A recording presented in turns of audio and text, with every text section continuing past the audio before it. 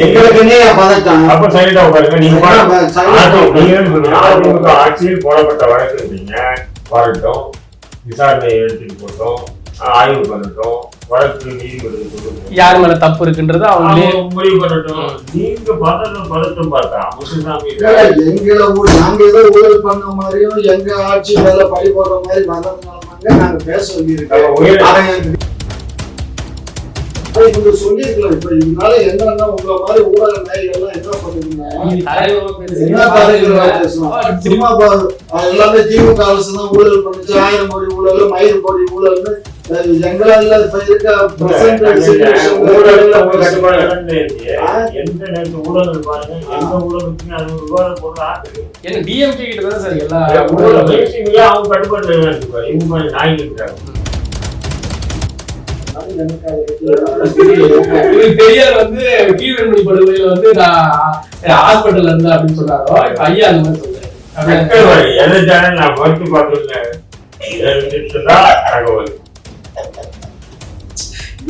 உங்களுக்கு என்னங்க வலிக்குது? அவருடைய பொண்ணுடைய மகன் தான் ஆகாஷ் பாஸ்கரா திருமணம் பண்ணி செந்தில் பாலாஜி தான் வாங்க சொன்னாரு அப்படின்னு சொல்லிட்டு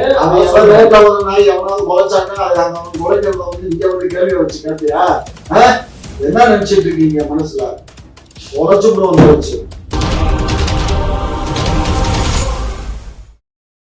குக்கு செய்தி நேயர்களுக்கு வணக்கம். இன்றைய நேர்காணலில் நம்மோடு இணைந்திருப்பவர் இந்திய தேசிய லீக் கட்சியின் நிறுவனர் திரு தடா ரஹீம் அவர்கள் மற்றும் திமுக மூத்த முன்னோடி முனைவர் திரு காமாட்சி அவர்கள். வணக்கம் ஐயா. வணக்கம். டாஸ்மாக் அலுவலகங்கள்ல இடி ரைடு போயிட்டு இருக்குது. இது அதிமுக காலங்கள்ல பதிவு செய்யப்பட்ட வழக்கு. இப்போ வந்து விசாரிக்கப்படுறாங்க. இது சந்தேக பேர்ல உள்நோக்கத்தோடைய சித்தரிக்கிறாங்க அப்படின்னு சொல்லிட்டு முத்து சாமி அவர்கள் வந்து இதை கண்டனம் தெரிவிக்கிறார். இதை எப்படி பாக்குறீங்க? எங்களுடைய தவறுதான், நாங்கள்தான் திருந்தோம், நாங்கள்தான் திருந்தோம் அப்படின்னு சொல்லுவாங்க. சொல்ல மாட்டாங்க. உண்மையா பேசுனீங்க. அந்த காலத்துல டாஸ்மார்க்ல அங்க வந்து எஃப்ஐஆர் போட்டது அந்த காலத்துல போட்டதான் அந்த எடப்பாடியார் ஆட்சி. அந்த எடப்பாடி ஆட்சி காலத்துல போடப்பட்டதுல மேலதான் ஈடி வந்து அன்னைக்கு வந்தாங்க. நாங்க எதுக்கு ஈடி உள்ள நுழையுது சொன்னோம்னா, எங்கள்கிட்ட பெர்மிஷன் வாங்கிட்டு வந்திருக்கலாமே, எங்க அதிகாரிகள் மீது நடவடிக்கை எடுக்க. அமலாக்கத்துறை இதுக்கு முன்னாடி வந்து சோதனை பண்ணாங்க, பெர்மிஷனோட தான் வரணும். அதாவது அரசு அலுவலகம் சார். நீங்க வீட்டுக்கு போய் 1000 வேணாலும் என்ன வேணாலும் பண்ணுங்க சார். அரசு அலுவலகத்துல வரும்போது ஒரு அரசு சீஃப் செக்ரட்டரி இருக்காதுல, அவர்கிட்ட கேட்கணுமா வேண்டாமா? யார் சொல்ல லூஸ் தானே பேசுறேன்? ஏங்க, நான் வந்து இப்போ அமலாக்கத்துறை உங்க வீட்டுக்கு வரேன், நீங்க ஒரு அரசு அதிகாரி தான், உங்க வீட்டுக்கு வரேன், நான் வந்து பர்மிஷன் வாங்கிட்டு எதுவுமே வர சார்னா வாங்கிட்டு எல்லாத்தையும் ஒழிச்சு வச்சுட்டீங்களா இல்லையா? இல்ல கண்டிப்பா ஒழிச்சு வைப்பாங்க. இல்ல அதே மாதிரி இந்த அடிப்படை கூட அண்ணனுக்கு தெரியாம இது ரூல்ஸ்னு சொன்னா மட்டும் கோவம் வருது. இல்ல அதுக்கு முன்னாடி அமலாக்கத்துறை வந்து பல்வேறு தகவல்களை சேகரிச்சுக்கிட்டு தான் வராங்க. அப்படி இருக்கும்போது தகவலை சொல்லிட்டு தான் வரணுமா? தகவலை சொல்லிட்டு வச்சுட்டா இவங்க ஏற்கனவே திருடு அந்த விஷயத்துல வந்து நம்பர் 1 இருக்கிறாங்க. நம்பர் 1 சொல்ற PhD முடிச்சிருக்காங்க. தெரியாது அவங்களுக்கு. ஏன்னா இவர்தான் பட்டம் கொடுத்தாரு. ஆக்ஸ்போர்ட் பல்கலைக்கழகத்துல தமிழ்நாட்டுல இருந்து திமுக சார்பில் வந்து போய் PhD முடிச்சிருக்காங்க. அழகா திருடுவாங்க, திருடுனதை இல்லைன்னு பொதுவெளியில பேசுவாங்க. அதுபோது அமலாக்கத்துறை பாவம் அவங்க என்ன பண்ணுவாங்க? அடியே இவங்ககிட்ட ஒரு ஃபோன் பண்ணி சொல்லணுமா? சார் நாங்க நீங்க வரோம் சார், அமலாக்கத்துறை டாஸ்மாக் அப்படிதானே சார் சொன்னீங்க? ஆமா சார் அப்படி சொல்லலாம். இல்ல உச்ச நீதிமன்றமே வந்து நவீன திருடர் அப்படின்னு சொல்லிட்டு பட்டம் கொடுத்துருக்காங்க. அது மட்டும் இல்ல, உச்ச நீதிமன்றம் காய் தெரிஞ்சு அமலாக்கத்துறை வரதே அவங்க சோதனை பண்ணுறது, திடீர் சோதனை பண்ணிட்டு எல்லாம் தகவல் எடுத்துன்னு வராங்க. அவங்க எப்படி முதல்ல போய் உன்னை வந்து அனுமதி கேட்டு வர முடியும்? அதெல்லாம் முடியாது, தூக்கி போட்டான். உச்ச நீதிமன்றம் போட்டா, உயர் நீதிமன்றம் தூக்கி போட்டான். அதுக்கு வந்து அமலாக்கத்துறை மறுபடியும் அவங்க வேலையை காட்டுறாங்க. புரியுதுங்களா? அப்படிங்கும்போது இவங்க ஏன் நானும் சொல்றேன், நீங்க அதிமுக போடப்பட்டாரு, நீங்க கொத்திட்டு உட்காருங்க. பயப்படுறாங்க. உட்காருங்க. நீங்க அதிமுக போட்ட ஆட்சியில போட்ட வழக்கு தானது, ரொம்ப உட்காருங்க. நீங்க இவ்வளவு பதறது பார்த்தா அமைச்சர் பேசுறாரு, இது வந்து திட்டமிட்டு பழிவாங்கும், அது இது ஏன் இவ்வளவு பதட்டம் உங்களுக்கு? இல்ல ஏன் ஏன் ஏன் இவ்வளவு பதட்டம்? திமுக ஏன் பதட்டம்? எங்களுக்குன்னே பதட்டம். அப்ப சைலண்டா உட்காருங்க. நீங்க அதிமுக ஆட்சியில் போடப்பட்ட வழக்கு இருந்தீங்க, வரட்டும், விசாரணை எடுத்துட்டு போட்டோம், ஆய்வு பண்ணட்டும், வழக்கு நீதிமன்றத்துக்கு கொண்டு போகும். யார் மேல தப்பு இருக்குன்றது அவங்களே முடிவு பண்ணட்டும். நீங்க பதட்டம் பார்த்தா முத்துசாமி நாங்க ஏதோ ஊழல் பண்ண மாதிரியும் எங்க ஆட்சி மேல பழி போடுற மாதிரி வர்றதுனாலதாங்க நாங்க பேச வேண்டியிருக்கோம். ஸ்டேட்மெண்ட் கொடுக்கணும், சொல்லிருக்கணும். இந்த மாதிரி முந்தைய அரசு போட்டது மேலதான் நாங்க இப்ப என்கொயரி பண்ணிட்டு இருக்கோம் சொல்லிருக்கணும். அந்த பழைய எஃப்ஐஆர் இருந்தாங்க, பழைய எஃப்ஐஆர் போட்டு அந்த எஃப்ஐஆர் பெண்டிங்ல இருந்துச்சு. அதனால வந்து ஈடி வந்திருக்கு, நான் இல்லைன்னு மறுப்பதற்கு இல்லை. அதை இவங்க சொல்லியிருக்கலாம். இப்ப இதனால என்னன்னா உங்களை மாதிரி ஊடக நாய்கள் எல்லாம் என்ன பண்ணுதுன்னா சும்மா எல்லாமே திமுக அரசு தான் ஊழல் பண்ணுச்சு, 1000 கோடி ஊழல், 1000 கோடி ஊழல்னு எங்களால இப்ப இருக்க எந்த நேரத்து ஊடகங்கள் பாருங்க, எந்த ஊடகத்துக்குமே அது ஒரு விவாத பொருள் ஆகுது. ஏன்னா டிஎம்கே கிட்ட தான் சார் எல்லா அவங்க கட்டுப்பாடு இருப்பாரு. இவங்க நாய்க்கிறாங்க கரெக்ட். அவங்க ஜனநாயகத்தோட 4வது தூணே அவங்க அப்படி பேசுறாங்க. எந்த அளவுக்கு அவங்க ஜனநாயகம் அவங்களே திட்டிக்கிட்டு நமக்கு அது பெருசு இல்லை. அது அவங்களுக்கு கைவந்த கலை திட்டிருக்கோம். வேணாம் சொல்ல நானும் சொல்றேன். அதிமுகவுக்கு போடப்பட்ட அதிமுக போது போடப்பட்ட வழக்குன்னா நீங்க எல்லாத்தையும் கூட்டு உட்காரணும். அவங்க பாட்டு வருவாங்க, சோதனை கொடுத்து அவங்க அடுத்த கட்ட நடவடிக்கை என்ன எடுக்கிறாங்க. உயர்நீதிமன்றத்துக்கு நீங்க அவ்வளவு சீனியர் கவுன்சில் எல்லாம் வச்சு வாதாடுறீங்க, வரக்கூடாதுன்னு. உச்ச நீதிமன்றத்துல ஏன் அவ்வளவு சீனியர் கவுன்சில் எல்லாம் வச்சு வாதாடுறீங்க? யார் அவங்க காசு தமிழக மக்களுடைய வரி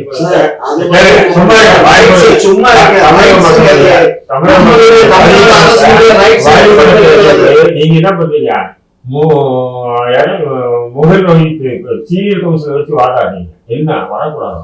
அமலாக்கத்துறை டாஸ்மாக் தலைமையகத்துக்கு வந்து திடீர் சோதனைகள் இறங்கக்கூடாதுன்னு சொல்லி தமிழக அரசு நீங்க துடிக்கிறது பார்த்தா அப்போ நீங்க ஏதோ ஒரு கவலை புரியுதா இல்லையா? அதிமுக ஆட்சியில் போடப்பட்டது அதுக்காக வந்திருக்காங்கன்னா நீங்க கவனம் இருக்கு சார். சைலண்ட் மூட்ல உட்காருங்க. நீங்க அவங்க பாட்டு அவங்க வேலையை பார்த்துட்டு போறாங்க. இப்போ பதறத பார்த்தா ஏதோ ஒண்ணு இருக்கு. இப்போ பாத்தீங்கன்னா கலைஞருடைய மகன் முத்துடைய மகன் வழி இது வந்து நெத்திஸ் வந்து ஓடி போயிட்டான். ஆகாஷ் பாஸ்கர் எதுவும் வகையில உறவு, அதாவது கலைஞர் வழியிலேயே உறவு வருது, அன்பில் மகேஷ் உறவு வருது. அவன் வந்து நம்ம பங்களாவே கூட்டிட்டு போயிட்டான். ஏன் ஓடணும்? ஓடிதான் நீதான் அடிக்கடி என்ன டைலாக் சொல்லி வழி என்ன வழியில சொல்லுங்க அந்த டைலாக் அடிக்கடி சொல்லுங்க. அந்த டைலாக் சொல்லுங்க. வழியில கத்திரிக்காய் இல்ல, மடியில கணம் இல்ல, வழியில பயம் இல்ல. உண்மைதாங்க. அதுல என்ன ஏன் முட்டை போடுறீங்க?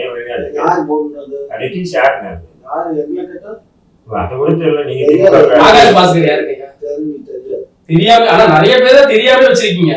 எங்களுக்கு தெரியாது கண்ணு, எல்லாம் தெரிஞ்சு நீங்க அப்படி தெரியாம என்ன வச்சு வாடாடிட்டு வேலைக்காரங்க தானங்க. அவங்க எல்லாம் ஆபீஸ்ல தானே வேலை பார்க்கறாங்க.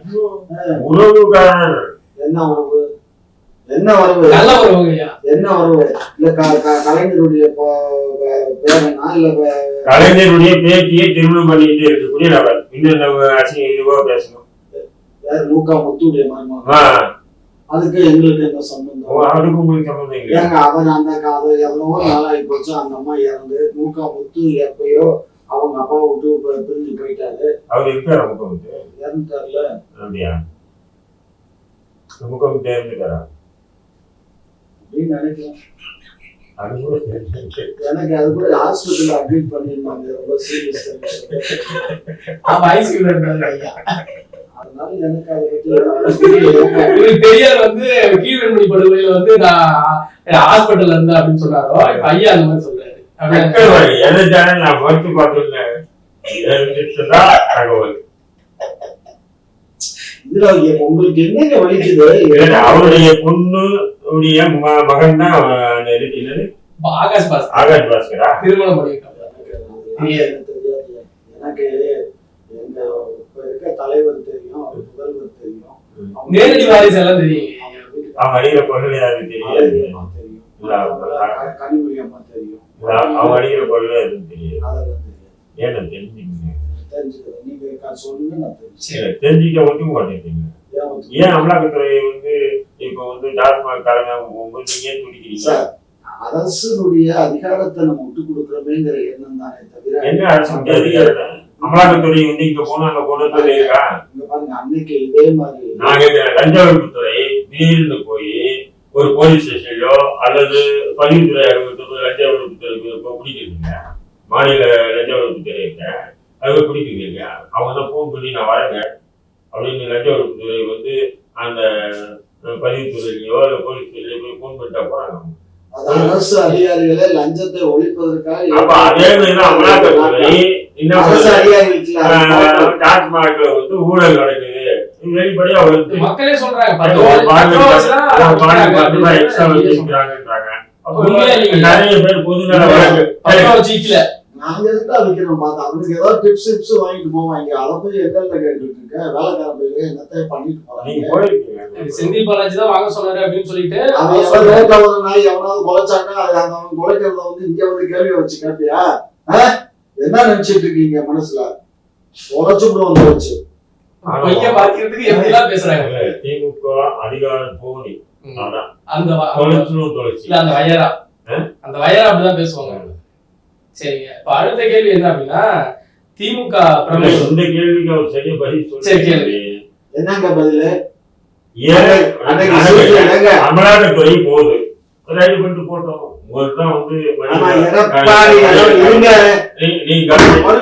எடப்பாடி ஆட்சியில சீஃப் செக்ரட்டரி அறையிலேயே போய் ரைடு பண்ணானே, இதெல்லாம் ஏற்படுதா? அன்னைக்கு எத்தனை பேர் கண்டனம் தெரிவிச்சீங்க? நாங்க சைலண்டா இல்லையே, தவறுன்னு சொன்னோம். நானே எத்தனை எபிசோட் பேசிக்கேன் பாருங்க, தவறுதான் சொன்னோம். நாங்க ஒன்றும் சைலண்டா இல்ல. அதாவது சீஃப் செக்ரட்டரி அறையில போய் பண்றதுக்கு யாருக்கும் அதிகாரம் கிடையாது.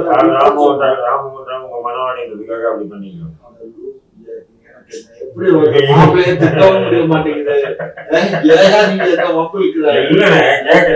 மனவாளுங்கிறதுனால நாங்க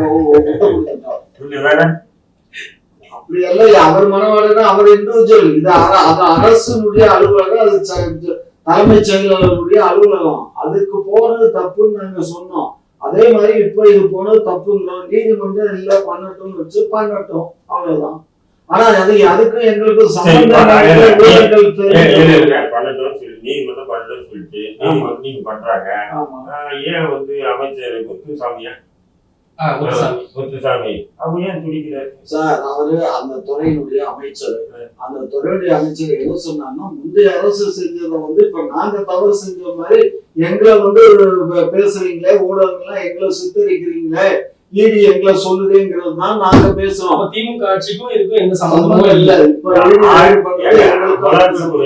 தெளிவா வந்து உயர்நீதிமன்றத்தை உச்சநீதிமன்றத்தை மேற்கோள் காட்டுறது 1000 கோடி ரூபாய் ஊழலை மேற்கோள் காட்டி தான் பேசுறாங்க. அந்த 1000 கோடி டாஸ்மாக் ஊழல் டாஸ்மாக் மேலாளருடைய விசாகன் வீட்டுல வந்து ரயில் போயிருக்காங்க.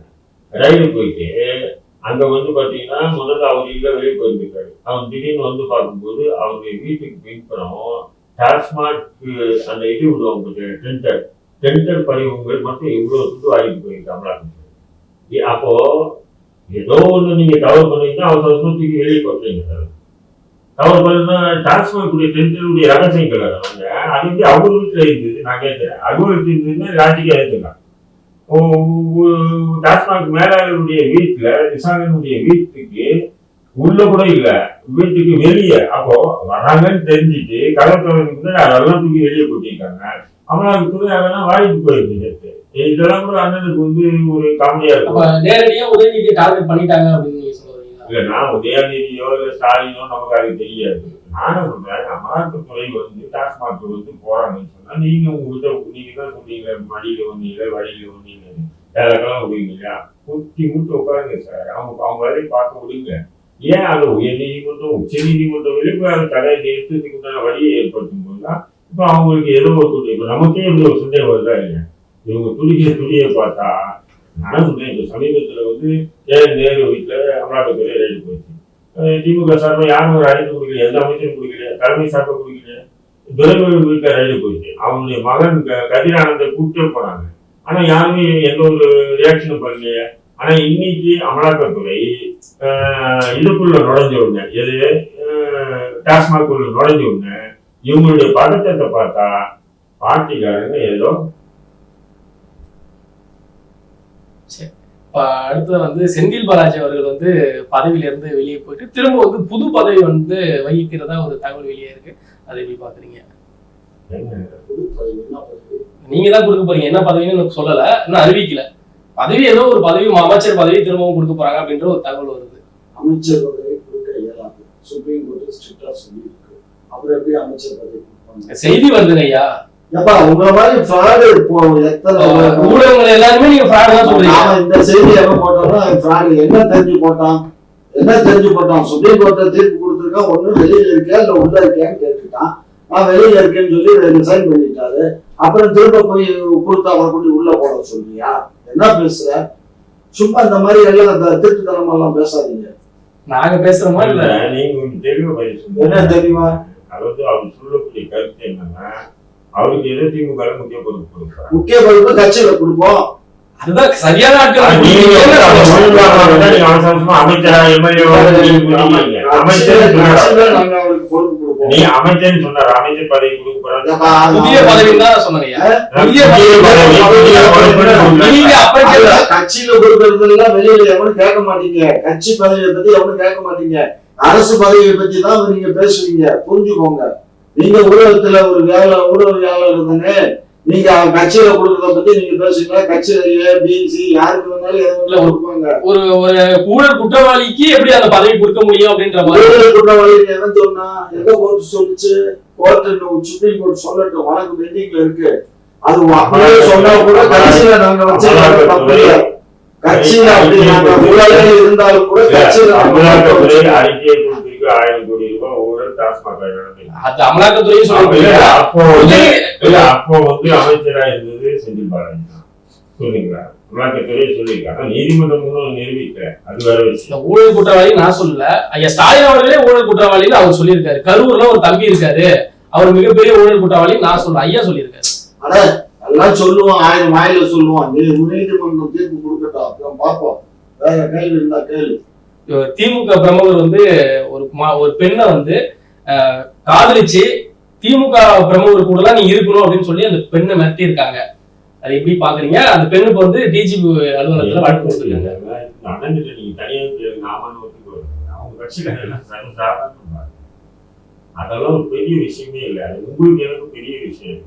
எப்படா ஒரு பெண்ணை வந்து கல்யாணம் பண்ணிக்கிறேன்னு சொல்லிக்கிட்டு அந்த பெண்ணை அடுத்த தான் கூட இருக்கிறதுனால விருதாக நினைக்கிறது ஒரு அதிர்ச்சிகரமான விஷயம்.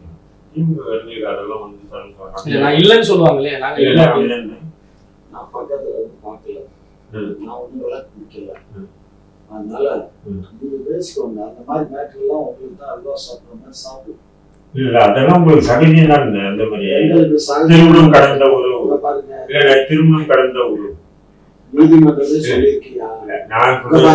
நீதிமன்றம் என்ன சொல்லியிருக்கு? நீதிமன்றம் அந்த பெண் தெளிவா சொல்லுது, திருமணம் கடந்த ஒரு ஆமா நீதிமன்றம் சொல்லியிருக்கு. ஆனா இந்த பெண் அப்படி சொல்லல, திருமணம் பண்றேன்னு சொல்லிட்டு அடுத்தவங்க போக சொல்றாங்க. நான் ஒண்ணு சொல்றேன், அந்த பொண்ணு சொன்னா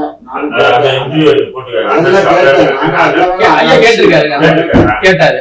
அந்த பெண் தெளிவா சொல்லுது, அதுக்கு மேல நீ ஏதாவது ஸ்டெப் எடுத்த அப்படின்னா நான் உதயநிதி ஸ்டாலின் சொல்லுவோம், அன்பில் மகேஷ் கிட்ட சொல்லுவோம் அப்படின்னு சொல்லி அந்த பெண்ணை மிரட்டி இருக்கு. அது மட்டும் இல்ல, இந்த கையில பச்சை குத்தி இருக்காங்க.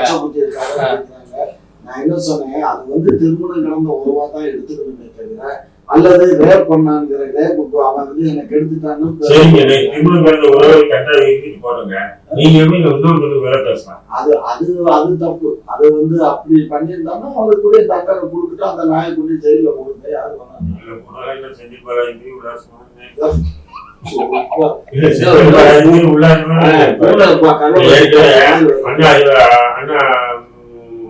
பல்கலைக்கழகத்துல மாணவி ஞானசேகரன் இல்ல இப்ப பொள்ளாச்சி வழக்குல அவங்களுக்கு எங்களுக்கு பங்கு இருக்கு அப்படின்னு சொல்லிக்கிறாங்க. நான் ஜாலியா இருக்கேன். எல்லா வசதி செந்தில் பாலாஜிக்கு கிடைச்ச அத்தனை வசதிகளும் ஞானசேகருக்கு கிடைக்கலாம். ஏன் போன அவங்களுக்கு என்ன அவங்க ஆட்சியில் ஜெயில இருக்கு. மனசாட்சியோட உண்மைதானே தெரியும். அதான் நானும் சொல்றேன். நானு சரி, எனக்கு ஒரு விஷயம் புரியல. அவன் என்னதான் அண்ணா யூனிவர்சிட்டியில என்னதான் பண்ணான்? அந்த பொண்ணை டார்ச்சர் பண்ணானா இல்ல அந்த பொண்ணோட தகாத அந்த பெண்ணுடைய வாக்குமூலத்தை தமிழக அரசு புறக்கணிச்சு அந்த பெண் சொல்ற சார் நான் சொல்லுவேன், சார் கிட்ட எல்லாம் போகணும் அது யார் அந்த சார்? இதுதான் வந்து அதிமுக கூட சட்டமன்றத்துல யார் அந்த சாருன்னு கேட்கறாங்க இல்லையா? ஆனா நீங்க என்ன பண்றீங்க? விசாரணை அவ்வளவு முடிச்சிட்டீங்க. யார் இந்த சார் அப்படின்னு சொன்னா, ஒரு பெண்ணை வந்து அதாவது இன்னொருத்தருடைய காலையிலேயே கூப்பிட்டு வந்து அவளை பாலியல் வன்கொடுமை செஞ்சது இல்லாம அந்த வீடியோக்களை எடுத்து வச்சுட்டு புகைப்படங்களை எடுத்து வச்சுட்டு நான் கூப்பிடும் போதெல்லாம் வரணும், நான் அனுப்புற ஆளுகிட்டா நீ போயிட்டு வரணும்னு சொன்னாங்கன்னா அப்ப அவங்களுடைய அந்த லிங்க் என்ன, முழு இது விவரம் என்ன, இது ஏன் மூடி மறைச்சு தமிழக அரசு? இதுதான் கேள்வி. புரியுதுங்களா? ஏன்னு சொன்னா இதே மாதிரிதான் நிர்மலா தேவின்ற ஒரு பெண் வந்து ஒரு பேராசிரியர் இருந்தாங்க. தன்னுடைய கல்லூரியில் படிக்கக்கூடிய மாணவிகளை மயக்கி அந்த பெண்களை வந்து என்ன பண்றதுன்னு சொன்னா அந்த மாணவிகளை அரசியல்வாதிகளுக்கும் அரசியல்வாதியில கவர்னருக்கு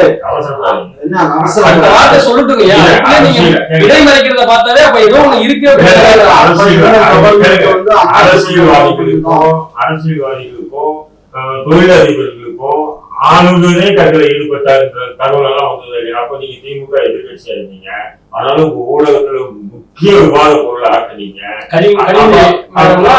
விவாத பொருள் ஆக்குனீங்க. மகளிர் அணி இறங்கிச்சு, மாதர் சங்கம் இறங்கிச்சு, மண்ணாங்கட்டி சங்கம், எல்லா சங்கமும் இறங்கிச்சு. இப்ப அண்ணா பல்கலைக்கழகத்துக்கு எந்த சங்கமும் இறங்கலையே, எந்த ஊடகமும் விவாத பொருள் ஆக்கலையே. இதே பொள்ளாச்சி விஷயத்துக்கு இதே திமுக ஊடகங்கள் என்னென்ன பண்ணிச்சு? நீங்க பண்ணது தப்புன்னு சொல்லுங்க. நீங்க பண்ணீங்க, அதனால வந்து இன்னைக்கு வந்து குற்றவாளிகள் வந்து நீங்க கூட்டணி தண்டிக்கப்பட்டிருக்கா, வரவேற்கிறோம். இனி உங்க ஆட்சியின் போது ஏன் அது விவாத பொருளாகிறீங்க? நீ ஞானசேகரனை வந்து சரியான முறையில் விசாரிச்சிருக்கா, அது வந்து நிர்மலா தேவியை போன்று பல தொடர்புகள் இருந்திருக்கலாம், பொள்ளாச்சி போல பல இது இருந்திருக்கலாம். இப்போ எடுத்த உடனே ஏங்க ஒரு கமிஷனரா அருண் கமிஷனர் என்னன்னு சொல்றாரு? மீடியால உட்காந்துட்டு அவர்தான் கேட்ச் பண்ணிட்டோம், முடிஞ்சு அவர்தான், அவர் மட்டும்தான் தொடரும், வேற யாரும் இல்லை. இது எப்படி சொல்லுது? இன்வெஸ்டிகேஷன் கோயிங் ஆன், நாங்கள் விசாரணை நடத்திட்டு இருக்கோம், என்ன புலன் விசாரணை பிறகு சொல்றோம்னு சொல்லாம கைது பண்ண அடுத்த நாளே நான் முடிச்சிட்டோம், கைது பண்ணல அவர் தான், அவருக்கு வேற யாரும் தொடர்பு இல்லை, அந்த யார் அந்த சாராதான் இல்லை. அது ஒரு காவல்துறை கமிஷனர் சொல்றாருன்னா இதோட ஒரு வெட்டக்கடி வேண்டாம். அதான உயர்நீதிமன்றம் கண்டிச்சது. நான் மட்டுமா சொல்றேன், உயர்நீதிமன்றம் இந்த விஷயத்தை கண்டிச்சுதா இல்லையா? எப்படி நீங்க வந்து விசாரணையில் இருக்கும்போது அவர்தான் அக்யூஸ், அதோட முடிஞ்சிச்சுன்னு எப்படி சொல்லலாம் காவல்துறை?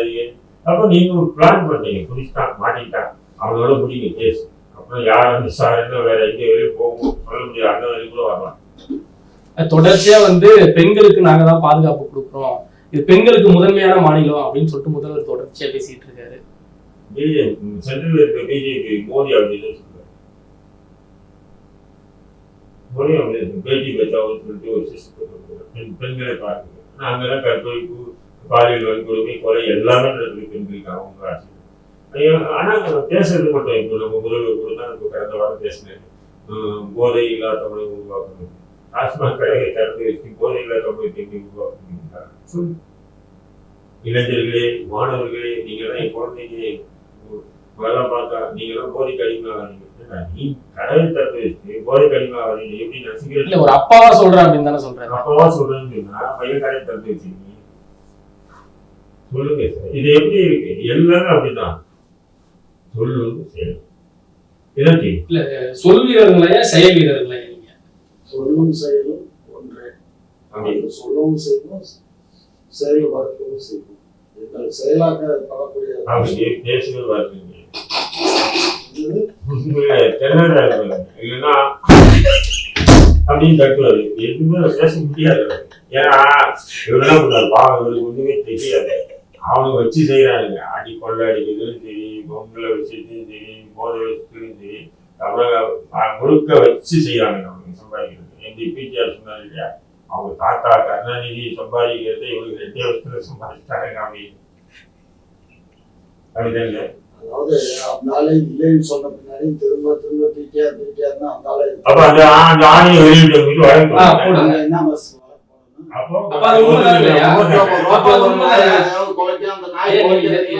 ஆதாரத்தோட பேசினாலும் நீங்க ரோட்ல போறது ஒரு அமைச்சர் பேசி ஆடியோ வெளியிட்டு சமூகத்துல ஒரு பதற்றத்தை செயலை செஞ்சிருக்காங்க. அவங்க விடாதீங்கன்னு நானு, நீங்க யார் வெளியிட்டாங்களோ அவங்களை கைது பண்ணி ஜெயில போடுங்க.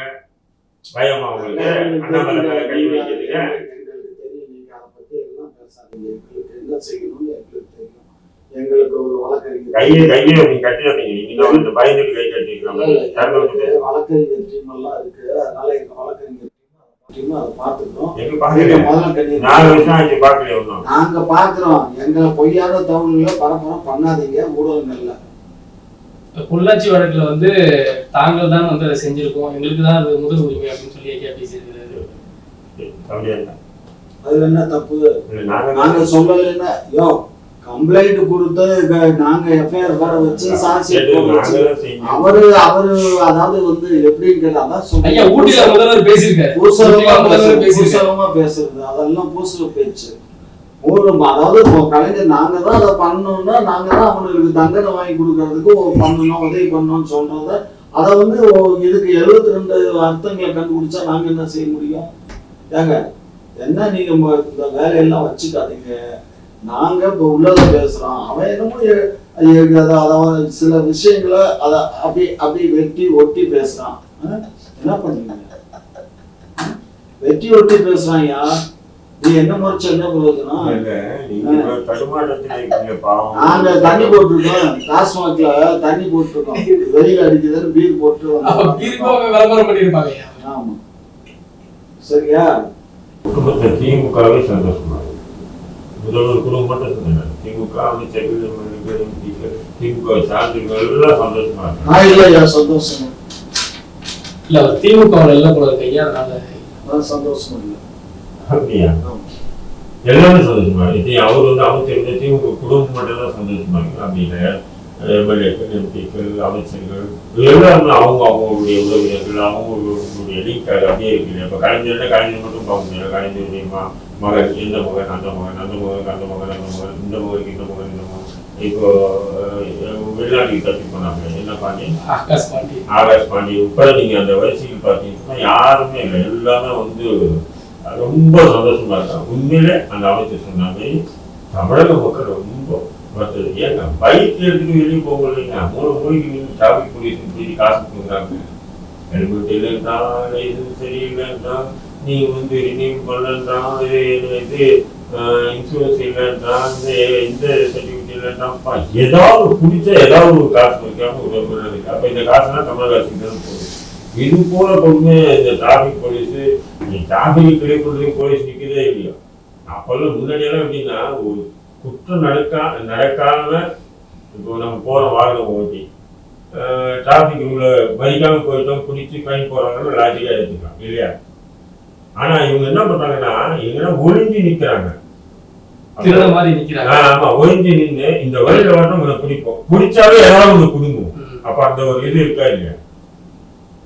இது திமுக ஆட்சியில் சமசமா நடக்குதுங்க. இது மட்டும் இல்லை, நீங்க பதிவுத்துறையா அதிமுக ஆட்சி காலங்கள்லயும் இருந்தது இல்ல. அதிமுக ஆட்சியில் அவ்வளவு இல்லை, கொஞ்சம் இருந்தது.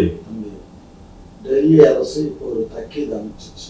ஹெல்மெட் இல்லாதவன், டிரைவிங் லைசன்ஸ் இல்லாதவன், இன்சூரன்ஸ் பண்ணாதவன், ஹெல்த் போடாதவன் எல்லாத்துக்கும் இவ்வளோ ஃபைன் போடணும்னு ஒன்றிய அரசு தான் ஆமா, இது தமிழ்நாடு அரசு பண்ணல, ஒன்றிய அரசு தான் பண்ணி. அப்போ ஒன்றிய அரசு இப்படி வந்து மாநில அரசு உரிமையில் தலையிடுதுன்னா இதுக்கு நீங்க உச்ச நீதிமன்றம் போய் தடை வாங்கணும்.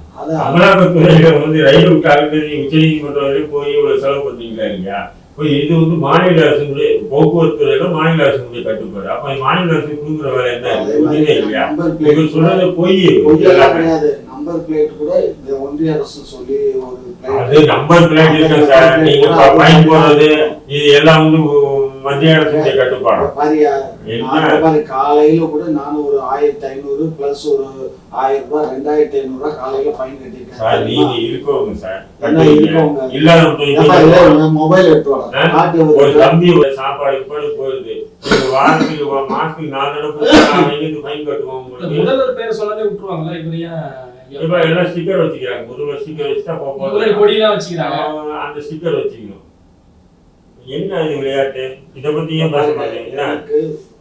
1500 பிளஸ் 1000 2500 ரூபாய் என் பையன். சாமி நீ உங்ககிட்ட இருக்கு சாமி, நீங்க கட்டுவீங்க, நீங்க சம்பாதிக்கிறீங்க திமுக மூலியமா. மக்கள் என்ன பண்ணுவாங்க? ஏழை எளிய மக்கள் என்ன பண்ணுவாங்க? நடுத்தர வர்க்க மக்கள் என்ன பண்ணுவாங்க? சட்டத்தை மீறினா தானே ஃபைன். சட்டத்தை மீறலைன்னா ஃபைன் போடுவானா? சட்டத்தை மீறினா சட்டத்தை மீறாங்கன்னா எங்க நின்று பார்க்கணும்? டிராபிக்ல நின்று பார்க்கணும். திருட்டுத்தனமா திருத்தனமா மனதில் என்ன பாருங்க நின்று பார்த்தா தான் அவன் அப்படியே அந்த பக்கம் திருப்பி ஓடி போயிடுறாங்க இல்ல. ஓடி போனா போகட்டும். அந்த அளவுக்கு இவங்களை பிடிக்க தெரிஞ்ச ஆட்கள் போலீஸ் ஏன் குற்றவாளிகளை உண்மையா கண்டுபிடிக்க குற்றவாளி எல்லாம் பிடிச்சிட்டு தான் இருக்கான். ஒன்னும் பிடிக்காம எந்த குற்றவாளி வெளியில தெரியுதா எல்லாரும் இங்க பாரு கண்ணு குற்றவாளி செந்தில் பாலாஜியுடைய தம்பி கூட 2 வருஷம் கழிச்சு தான் பிடிச்சீங்க. நாங்க பிடிக்கலையே, அவனா கோர்ட்ல வந்து அப்பீல் ஆயிட்டான். நாங்க எங்களுக்கு அதுக்கு சம்பந்தம் இல்லைங்க, அது ஈடியுடைய கண்ட்ரோலுங்க, எங்களுக்கு கண்ட்ரோல் இல்ல. உங்களால முடியுது என்ன எங்களால முடியாம அப்புறம் உங்களால முடியுமா? உங்களால முடியும் போது எங்களால முடியும். சும்மா இருக்கியா அசிங்கமா பேசி ஆமா கோணிய சொன்னாலும் சரி, நீ எதை சொன்னாலும் உங்க வாய் தான், நீங்க பேசுங்க அசிங்கமா. பல்வேறு கேள்விகளுக்கு பதிலளிச்சிருக்கு.